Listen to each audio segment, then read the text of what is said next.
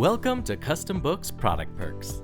Today, we're talking about inventory, assemblies, and disassemblies.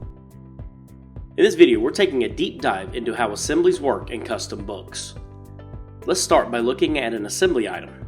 On the item card, you'll see that the assembly box is checked, indicating that this is an assembly item. The Assembly tab displays the components that make up this assembly, along with the quantity required for each. This tab also provides key details such as planned costs, quantity on hand, and whether an item has a sub-assembly, indicated by a check in the assembly column. If your assembly item includes labor costs, check the labor box and enter the associated costs on the labor tab. Additionally, if your item has residuals or if it can be disassembled, make sure to check the corresponding boxes. Now let's walk through creating an assembly build in CustomBooks. Navigate to Inventory and select Assembly Build. Click Create, then select New. Choose the assembly you want to build, ensuring the location and date are correct. Next, update the number of units to build.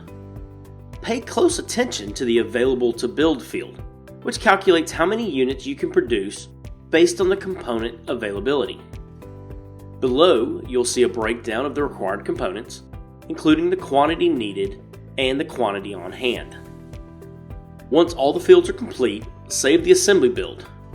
After saving, you can review the Actual versus Planned Cost tab, which details the planned and actual costs, as well as any waste associated with the build. Now let's look how to disassemble an item, provided it's marked as eligible for disassembly.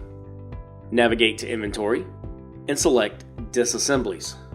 Click Create and then select New. The disassembly screen mirrors the assembly build screen.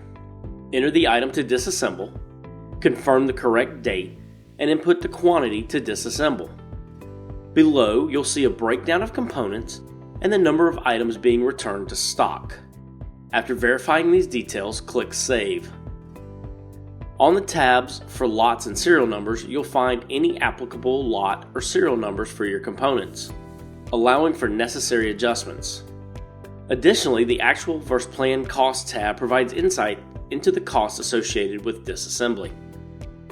Mastering assemblies in CustomBooks streamlines inventory management and helps track costs more effectively.